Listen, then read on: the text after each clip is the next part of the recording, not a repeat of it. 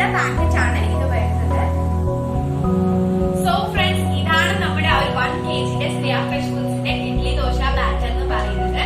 ഇതാണ് ഞാൻ നിങ്ങളോട് പറഞ്ഞിട്ടുള്ളത്. അപ്പൊ ഇത് വെച്ചിട്ട് നമുക്ക് ഏകദേശം 16 to 18 ദോശാസും 18 to 22 ഇഡ്ലീസ് നമുക്ക് ഉണ്ടാക്കാൻ പറ്റും. ഇതിന്റെ മാനുഫാക്ചറിംഗ് ഡേറ്റ്, എക്സ്പയറി ഡേറ്റ് എന്ന് പറയുന്നത് മാനുഫാക്ചറിംഗ് ഡേറ്റ് മുതൽ 6 ദിവസം വരെയാണ് ഇതിന്റെ എക്സ്പയറി ഡേറ്റ് എന്ന് പറയുന്നത്.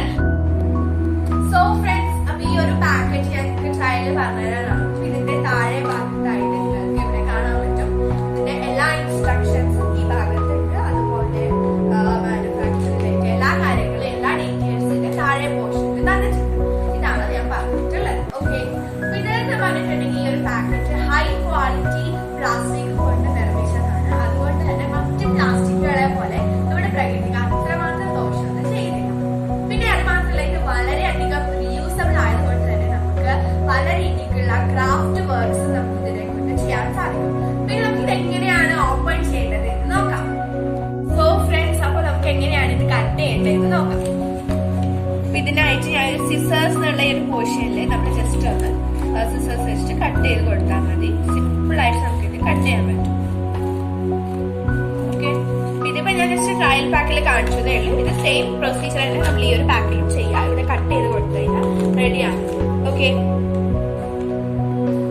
സോ ഫ്രണ്ട്സ്, അപ്പൊ നമ്മൾ നേരത്തെ കട്ട് ചെയ്തിട്ടുണ്ട്. അപ്പൊ ഇത് എങ്ങനെ യൂസ് ചെയ്യേണ്ടത് പറയാം. അതിന് മുൻപ് തന്നെ ഇതിനൊരു വലിയ സ്പെഷ്യാലിറ്റി എന്ന് പറഞ്ഞാൽ ഇത് ഈ ഒരു കവർ എന്ന് പറഞ്ഞാൽ സിപ്ലോക്ക് ഉള്ള കവർ ആയതുകൊണ്ട് തന്നെ ജസ്റ്റ് ഇത് നമ്മൾ കട്ട് ചെയ്ത് കഴിഞ്ഞാല് ഇതിന്റെ ഒരു സിപ്ലോക്ക് ഉണ്ട്, ജസ്റ്റ് ഓപ്പൺ ചെയ്താൽ ഇതേമാതിരി നമ്മൾ ഇതിലെ കൂട്ട് യൂസ് ചെയ്ത് കഴിഞ്ഞാല് ഇതിൽ തന്നെ വെച്ചിട്ട് ഈ ഒരു ലോക്ക് ചെയ്ത ശേഷം റെഫ്രിജറേറ്ററിൽ സൂക്ഷിച്ചാൽ മതി. അപ്പൊ ഇത് എങ്ങനെയാണ് യൂസ് ചെയ്യേണ്ടത് നോക്കാം.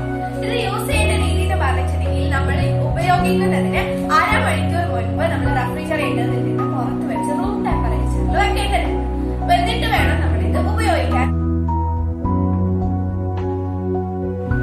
സോ ഫ്രണ്ട്സ്, അപ്പൊ നമ്മൾ ദോശയാണ് ഉണ്ടാക്കുന്നെങ്കിൽ വെള്ളം ഒഴിച്ച് കുറച്ച് ഈ ഒരു മാവ് നീർപ്പിച്ചിട്ട് വേണം യൂസ് ചെയ്യാനായിട്ട്. അതിപ്പോ ഇഡലി ആണെങ്കിൽ നമ്മളത് അങ്ങനെ തന്നെ യൂസ് ചെയ്താൽ മതി. പിന്നെ ഒരു കാരണം നമ്മളിത് മറ്റൊരു പാത്രത്തിലേക്ക് മാറ്റി വെക്കേണ്ട ഒരു ആവശ്യമില്ല. നമ്മൾ ഇതിൽ തന്നെ നമുക്ക് യൂസ് ചെയ്യാൻ പറ്റുന്നതാണ്. ഇതില് കുറച്ച് ഉപ്പ് ഇട്ടിട്ടുള്ള പാക്കാണ്. പക്ഷെ നമുക്ക് ഇതിലേക്ക് നിങ്ങൾക്ക് അഭിരുചിക്കനുസരിച്ച് കുറച്ചും കൂടി ഉപ്പ് ചേർക്കാം. എന്നിട്ട് മിക്സ് ചെയ്തിട്ട് യൂസ് ചെയ്യാം.